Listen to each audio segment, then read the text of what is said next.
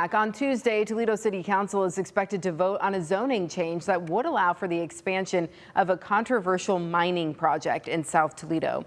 Rocky Ridge Development disposes of Toledo's spent lime from the city's water treatment plant. The problem is that at this point, it's being done illegally. Our 11 Investigates team has been following this situation. Melissa Andrews is going to have a special report tonight at 11, but lead investigator Brian Duggar joins us now with a preview of this. So, Brian, give us a brief explanation of this mining operation and what council is voting on next week. Yeah, so spent lime is a byproduct of the water purification process. Toledo water plant has a lot of spent lime and they need to get rid of it. So back in December 2023, they contracted with Rocky Ridge Development to get rid of the spent lime. So Rocky Ridge has been over there on Angola Road.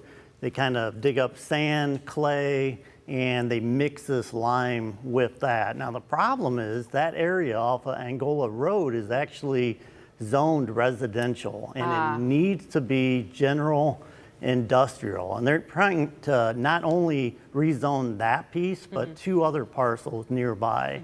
And so that's what council is going to be voting on, whether or not they can rezone it, because at this point it is being done illegally. And of course the neighbors, I mean, they take this as a chance that, hey, we can get rid of this mine. I mean, who wants to mine? We don't want it here. Yeah. So you did some digging into the men running this company, and what can you tell us about them? Yeah, we can tell you that Charles Stanley is the owner of Rocky Ridge, and a successful businessman. He's had several businesses over the years, but we also found that back in 2022, he owed about $150,000 to the state for personal income tax.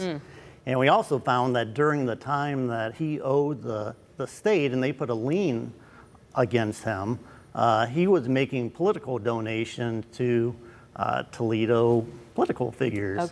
And this was also during the same time that Rocky Ridge was being, mined. So the timing there seems interesting. Yeah, it is interesting. Yeah. You also learned that the FBI started asking questions about this situation. When did you find out about that? Yeah, we had found out several weeks ago. Somebody had reached out to us and had mentioned that the FBI had reached out to them, and of course they said, yeah, you can't talk to the media about this. And of course they talked to us, but we've since found that at least 3, 4, maybe even 5 different people that we know that the FBI has reached out to ask questions. Now, we don't know exactly what the questions are they're asking, but we do know it is related to this project.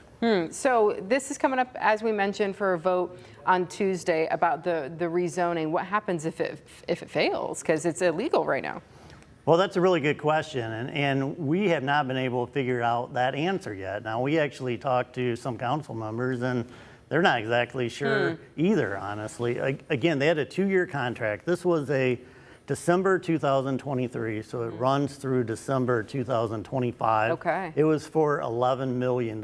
So this is a significant contract. So they have not finished what they've been, asked to do at this point. So, if it fails, I don't know. But that's going to be determined. It is going to be interesting too, Amanda, because at this point, I think it's going to be a really close vote.